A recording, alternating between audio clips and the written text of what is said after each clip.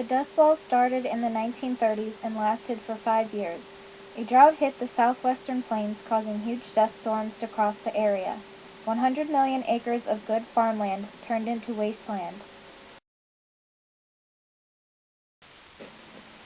Farmers cleared large areas of land with mechanical farming equipment. They cleared away the grasses and sod layer that held the soil in place. In 1930, they received very little rainfall, which resulted in a drought. The soil turned to powder and blew around in the wind. Everything was buried in dust. Crops died. Soil was destroyed by wind erosion. Some people and animals were killed. People had to wear masks to keep the dust out of their mouths and nose. They were dirty. Crops failed and they were left with no money. Their homes and belongings got buried in dust. Most families packed up their belongings and left, hoping to find work. Families packed up their belongings in their cars and took Route 66 to Central Valley, California. They thought that with California's mild climate and varied planting and harvesting cycles, that they could find work on the big farms there.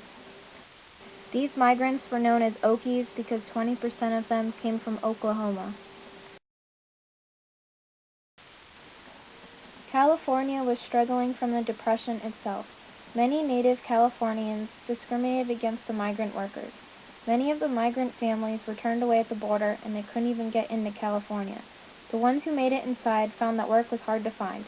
There were many more people looking for jobs than the number of jobs actually available. Mexican and Asian immigrants had already been working here too and now competed with the migrant families for work. The wages for work were very low. Even if a family found work on a plantation, they would not earn enough money to support themselves. Migrant families had to set up camps along irrigation ditches and make shelter out of whatever they could find. These camps had very bad sanitation and caused public health problems. They had to keep following the harvest, so they had to travel a lot.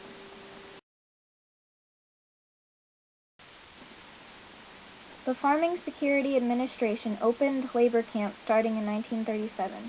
These camps were to help solve the public sanitation and public health problems, as well as help the burden placed on California. These camps also gave the migrants a safe place to go. These camps were mainly run/operated by the migrant workers themselves.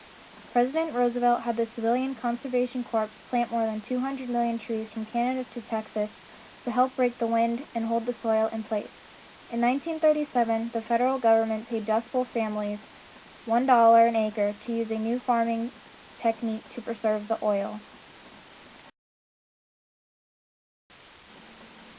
In 1939, it finally rained, ending the Dust Bowl. The Depression started to get better with the arrival of World War II. Many of the migrant workers went to fight in the war, which left jobs open for the migrant workers that stayed at home. To prevent a Dust Bowl today, there is fewer farmland and better farming techniques. The Conservation Reserve Program is a land conservation program run by the Farm Service Agency, where the government gives farmers a yearly rental payment to not farm sensitive land and to plant crops that are good for the soil. There is an underground water reservoir called the Ogallala Aquifer that stretches from Nebraska to Texas, so farmers can seek water from instead of the sky.